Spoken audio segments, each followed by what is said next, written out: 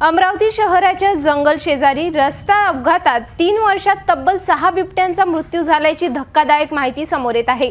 16 नोव्हेंबरच्या पहाटे पुन्हा चांदूर रेल्वे ते एसआरपी कॅम्प मार्गावरील एकता टेकडीजवळ एका अज्ञात चारचाकी वाहनाच्या धडकेने 3 वर्षीय मादी बिबटला प्राण गमवावा लागला। नागरिकांनी गर्दी करून वन विभागाला माहिती देऊन बांबू गार्डन येथे वन अधिकाऱ्यांच्या उपस्थितीत शवविच्छेदन करून अग्नी देण्यात आली। अमरावती शहराच्या जंगल शेजारील नागरी वस्तीत वन्य प्राण्याने एंट्री केल्याचे दिसून येत आहे। मानवी प्राण्याचा वन्य प्राण्याच्या परिसरात नागरी वस्ती करीत असल्याने वन्य प्राण्याचा कुत्र्याच्या शिकारीसाठी एंट्री होत असल्याने आता अनेक नागरिकांना बिबटचे दर्शन होत आहे। विद्यापीठ परिसर, व्हीएमव्ही परिसर, छत्री तलाव जवळील मंगलधाम परिसरात अनेकांना अनेक बिबटचे दर्शन झाले। अशात याच बिबटचा अनेक कारणावरून मृत्यू सुद्धा होत आहे। अमरावती वडाळी वन परिक्षेत्रात गेल्या 3 वर्षात 6 बिबटचा रस्ते अपघातात मृत्यू झाल्याची धक्कादायक माहिती सूत्रांकडून मिळत आहे।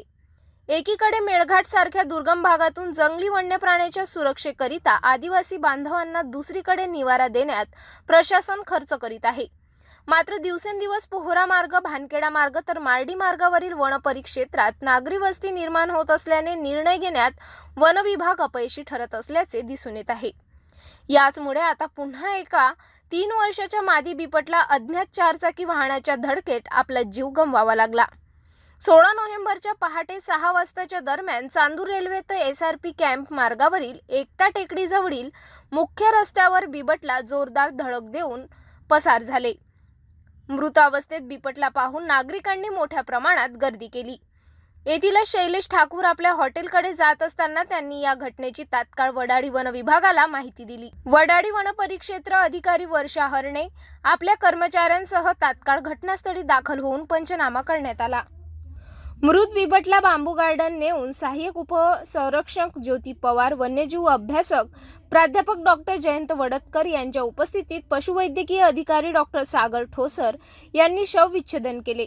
याच ठिकाणी अग्रिम सैनिक प्रादेशिक उपवन संरक्षण मेळघाट परतवाडा सुद्धा दाखल होऊन दुपारी येथील जंगल परिसरात मृत बिबटला अग्नी देण्यात आली। या ठिकाणी वार संस्था अध्यक्ष निलेश कांचनपुरेसह अनेक वन्यजीव प्रेमी उपस्थित होते। मी डॉक्टर जयंत वडतकर, अमरावती जिल्ह्याचा मानद वन्यजीव रक्षक। आज अमरावतीच्या जवळ चांदूर रेल्वे रोडवर 500 क्वार्टरच्या पुढे एक बिबट रस्ते अपघातात मरण पावला। एक 3-3.5 वर्षाची मादी बिबट यामध्ये मृत्युमुखी पडली।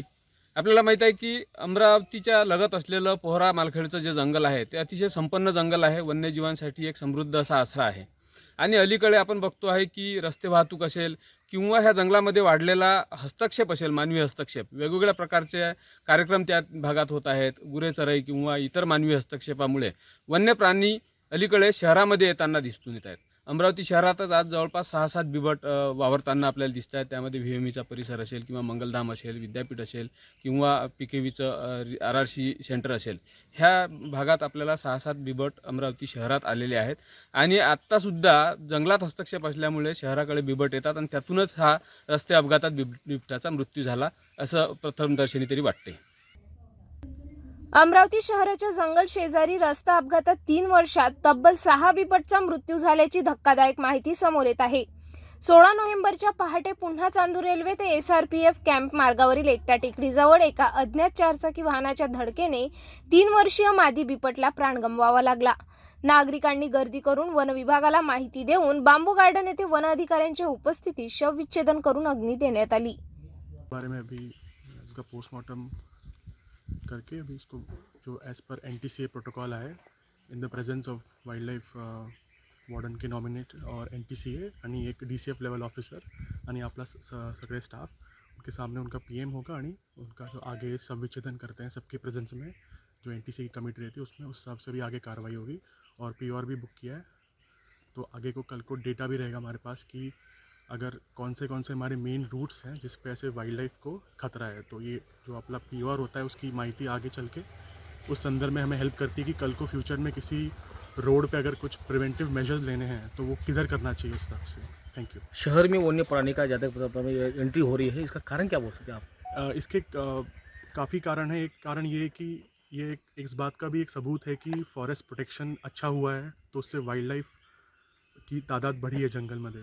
बट आम्हाला पण सगळे लोकांना माहिती आहे की अभी अर्बनाइजेशन और पॉपुलेशन काफ़ी एक्सपांड हो गई है, और जो हमारे पहले जो इलाके जंगल हुआ करते थे आज वहाँ पे आबादी रहती है। खासकर अमरावती यानी विदर्भ के काफ़ी शहरों में ऐसा आप देखेंगे कि शहर को लग के काफ़ी जंगल है। तो इसमें दोनों चीज़ें हुई हैं कि एक तरफ जो इतने सालों से फॉरेस्ट डिपार्टमेंट यानी आपले जो सिविल सोसाइटी है, इन सब के जो प्रयास चल रहे हैं, उससे जंगल में काफ़ी वाइल्ड लाइफ प्रोटेक्शन हुआ है, जिससे जंगली जानवरों की तादाद बढ़ी है।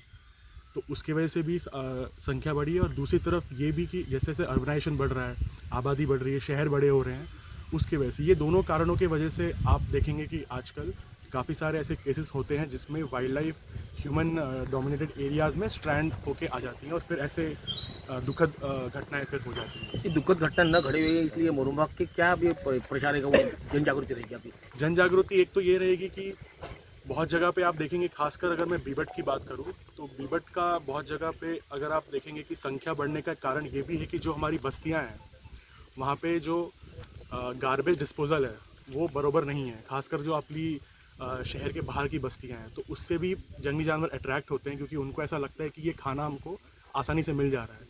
और जहाँ पे भी आप देखेंगे कचरा है, गार्बेज है, वहाँ पे आपके स्ट्रे डॉग्स भी आते हैं, और फिर उन स्ट्रे डॉग्स का शिकार करने के लिए बीबट खासकर बाहर की तरफ अट्रैक्ट होते हैं। तो इसमें फॉरेस्ट डिपार्टमेंट का मेजर रोल ये है कि जन जागृति करना, जो आपले वेगळे लाइन डिपार्टमेंट्स है त्यांना पण माहिती देना आवश्यकता है कि शहर में जो गार्बेज डिस्पोजल है वो काफ़ी अच्छे से होना चाहिए, जिसकी वजह से वाइल्ड लाइफ बाहर की तरफ अट्रैक्ट ना हो। और दूसरा, हमारी भी टीम के, हमारे फील्ड स्टाफ के जो हमारी रेस्क्यू टीम है, उनके भी काफ़ी सारी एक्टिविटीज़ रहती हैं जब वो जाके बाकी सब शहरों में, गांव बस्तियों में अवेयरनेस क्रिएट करते हैं। आणि एक आपला एक इन्फॉर्मेशन नेटवर्क पण आहे कि जहाँ पे भी ऐसा कुछ एनिमल दिखता है तो तुरंत हमारे फील्ड स्टाफ को इन्फॉर्मेशन आती है लोकल लोगों से, फिर वहाँ गश्ती करते हैं। बहुत बार वन विभाग जो होता है अपना वाइल्ड एनिमल और जो हमारे पॉपुलेशन, उसके बीच में एक दीवार बन के रहता है।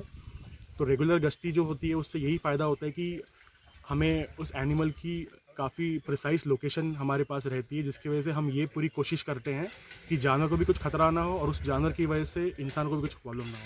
3 साल में 6 बीबट का मृत्यु की ये भी माहिती सामने आई है, तो काफ़ी चिंताजनक बात नहीं लगती क्या ऐसा?